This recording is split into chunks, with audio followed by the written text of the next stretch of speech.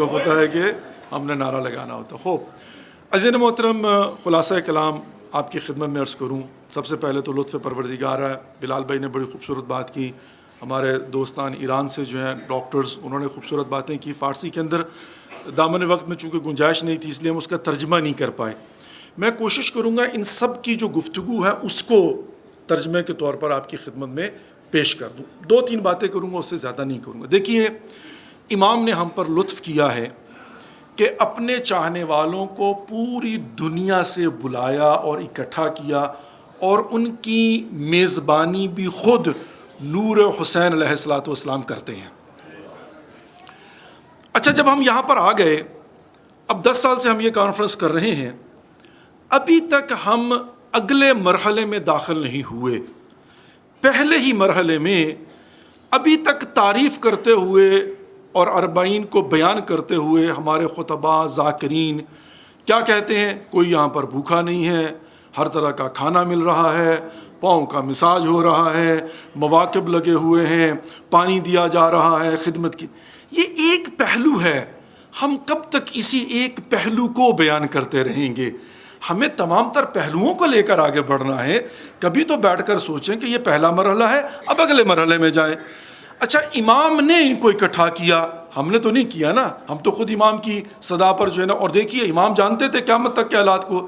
اسی لیے کربلا کے میدان میں، اب دیکھیں اس کو کہا جاتا، میں ایک جملہ کہوں گا، سمجھ بعد میں لے لیجیے گا. اس کو کہتے ہیں دشمن سے بھی استفادہ کرنا. میرے جملے پر غور کیجیے گا. اس کو کہتے ہیں دشمن سے بھی استفادہ کرنا. امام نے اپنے اصحاب کے قاتلوں کو وسیلہ بنا کر پیغام ہم تک پہنچایا ہے. جو سامنے کھڑے تھے نا، وہ قاتلان اہل بیت تھے، یعنی وہ رسول خدا کے نواسے کے گھر والوں کو، بیٹوں کو، بھائیوں کو اور اصحاب کو قتل کر چکے تھے. مجمع سارے کا سارا دشمنوں کا تھا. ان کو وسیلہ بنا کے کیا کہا تھا؟ حل من ناصر ینصرنا. کبھی غور تو کرے نا، کیا امام نے ان کو کہا تھا کہ میری مدد کو؟ امام جانتے تھے یہ قاتل ہیں جو قتل کر چکے، وہ امام کی مدد کہاں کرے گا؟ لیکن امام نے کیا کیا ہے؟ اس دشمن کے مجمع سے استفادہ کر کے ایک آواز کو بلند کیا تاکہ میرے دوستوں تک ان کے وسیلے سے آواز پہنچ جائے. اور آج ہمارے کانوں تک یہ آواز پہنچی تو ہم لبیک کہنے آئے ہیں نا امام کی بارگاہ میں.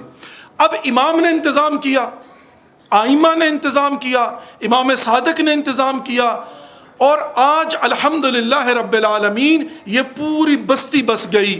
یہ پورا مجمع جو ہے وہ یہاں پر اکٹھا ہو کر آ گیا. اب وہ کہتے ہیں نا کہ میں نے اپنا کام کر دیا، اب آپ نے اپنا کام کرنا ہے. میں ایک سوال کرنا چاہوں گا آپ سے کہ آپ یہ بتائیے آپ نے کیا کیا ہے؟ معذرت کے ساتھ جنہوں نے کھلایا، میں ان کی بات نہیں کر رہا ہوں، یہاں پر بیٹھے ہوئے ہیں ہمارے دوست احباب جنہوں نے مساج بھی کیے ہیں، کھانا بھی 24 گھنٹے کھلایا ہے، موقف چلائے ہیں، پیسہ لگایا. وہ کہیں گے ہاں ہم نے ساری خدمت کی ہے، بہت اچھا. لیکن میں ہر ایک سے سوال کرتا ہوں، آپ سے پوچھتا ہوں کہ آپ نے امام کے نام کا لنگر کھایا؟ جی کھایا. امام کے نام کے موقف میں ٹھہرے؟ جی ٹھہرے. خدمت کروائی؟ جی کروائی. اب میرا سوال یہ ہے کہ لے تو لیا، دیا کیا ہے؟ صرف لینا ہی ہے اور اسی کی تعریفیں کی جانا، دیا کیا ہے؟ آپ کہیں گے کیا دینا ہے جی، ہم نے کیا دینا ہے؟ اچھا میں بتاتا ہوں کیا دینا ہے. آپ اپنے آپ سے سوال کریں، کوئی ایک حر لا کے امام کو دیا ہے؟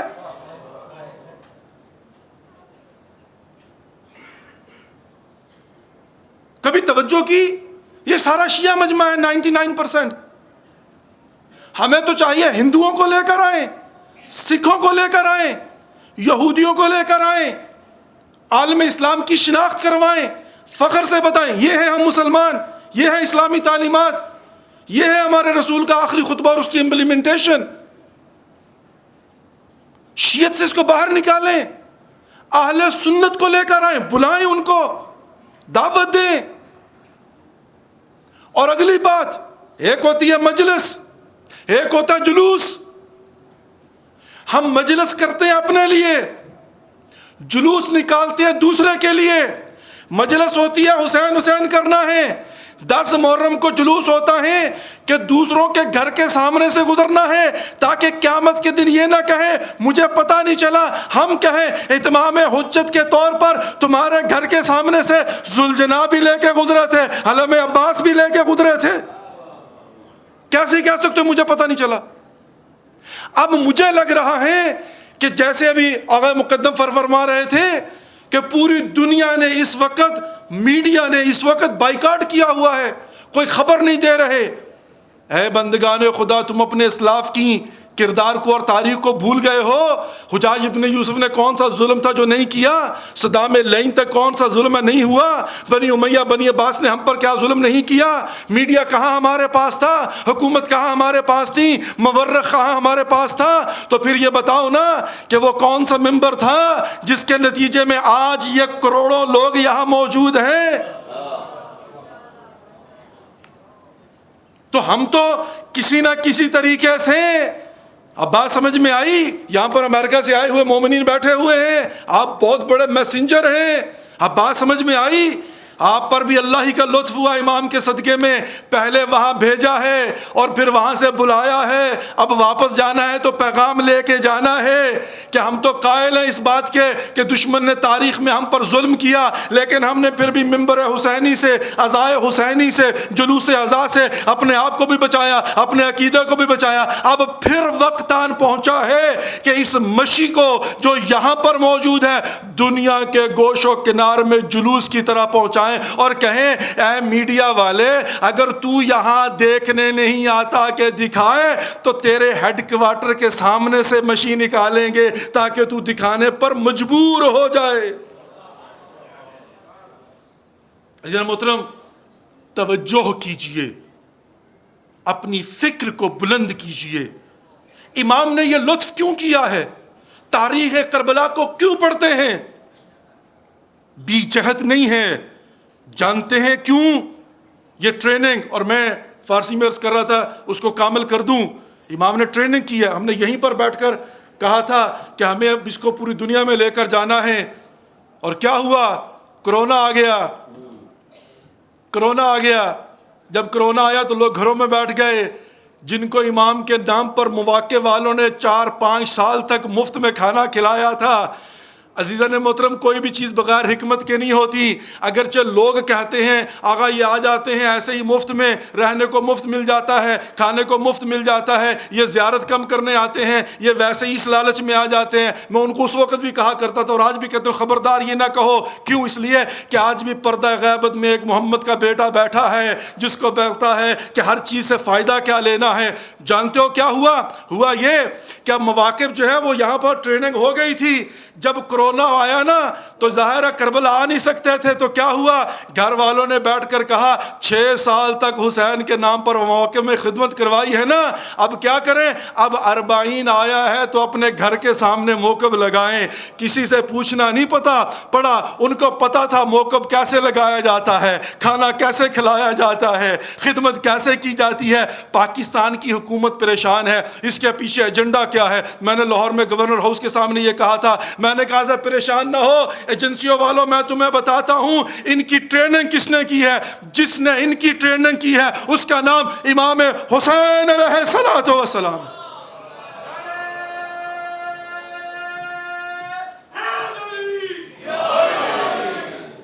ٹریننگ کی تھی آپ لوگوں کی کہ لے جاؤ, اور ایسا ہی ہوا ہے. اب ہوگا مزید بھی. بس عزیزان محترم, اللہ نے ہمیں توفیق دی, جوار امام حسین میں بیٹھے ہوئے ہیں. پرسہ دینے آتے ہیں وہ ایک حصہ ہے, معرفت لینے آتے ہیں دوسرا حصہ ہے, نیٹ ورکنگ کے لیے آتے ہیں تیسرا حصہ ہے.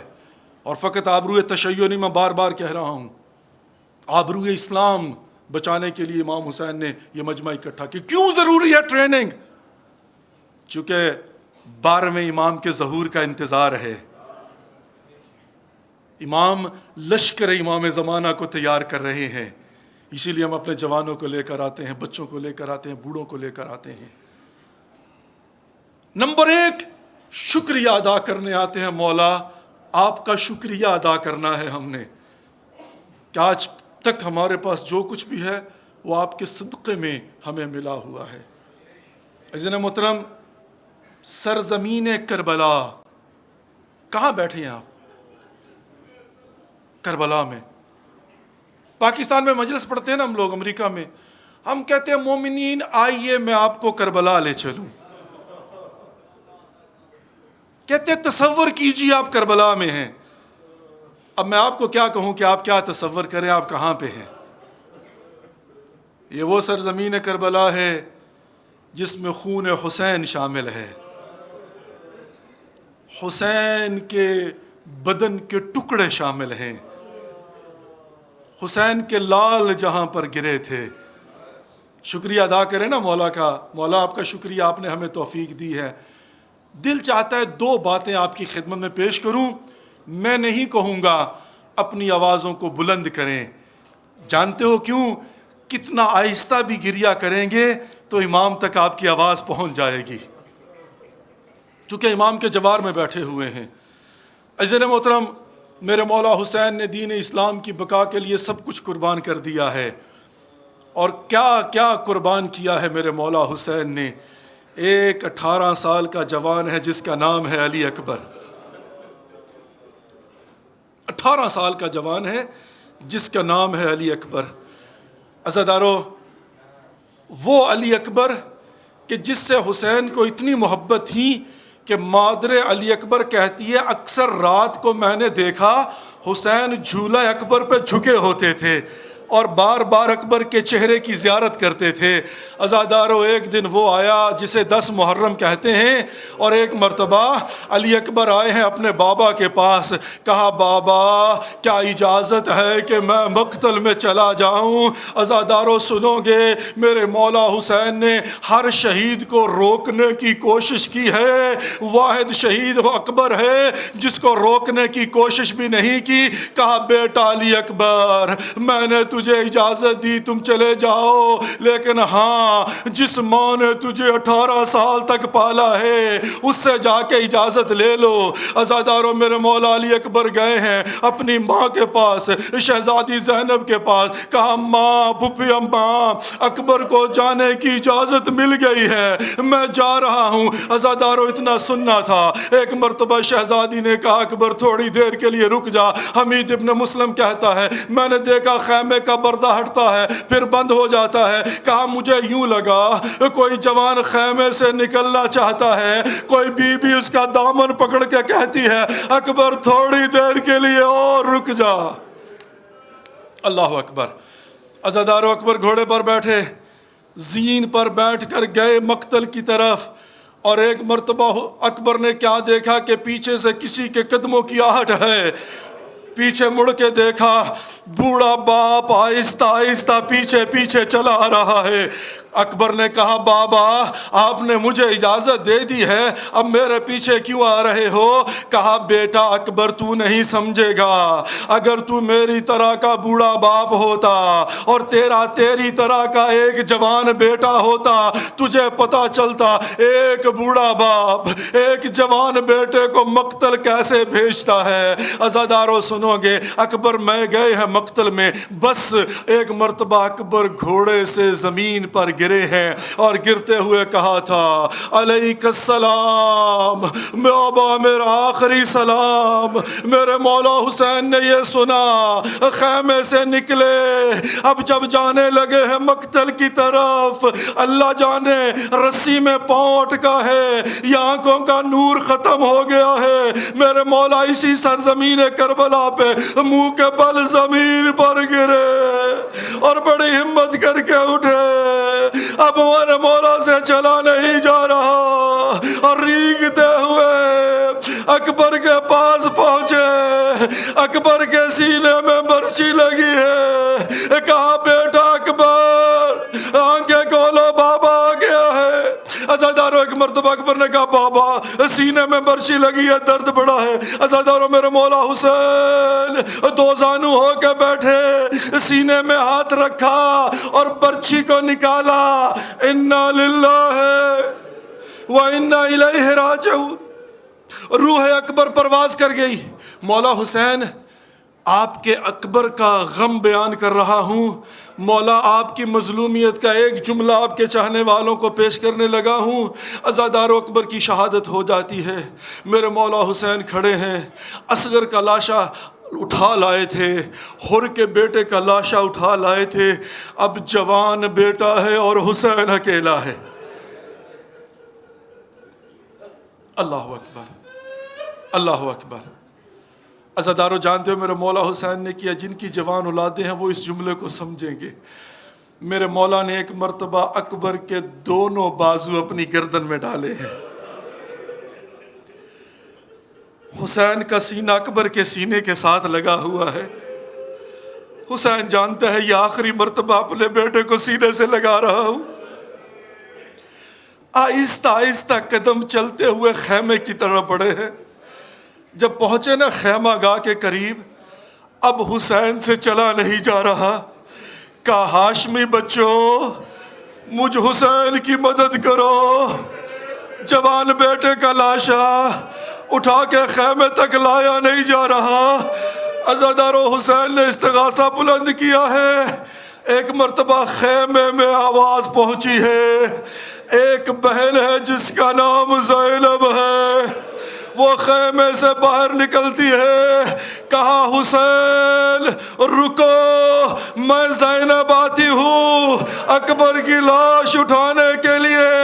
عزادارو ایک مرتبہ حسین نے یہ سنا تو کہا زینب خبردار میری زندگی میں خیمے سے باہر نہ نکلنا، میں اکبر کی لاش خود ہی خیمے میں لے آؤں گا، میں کہوں گا مولا آپ کی غیرت گوارا نہیں کرتی، آپ کی زندگی میں زینب خیمے سے باہر نکلے، مولا شام کا بازار ہے،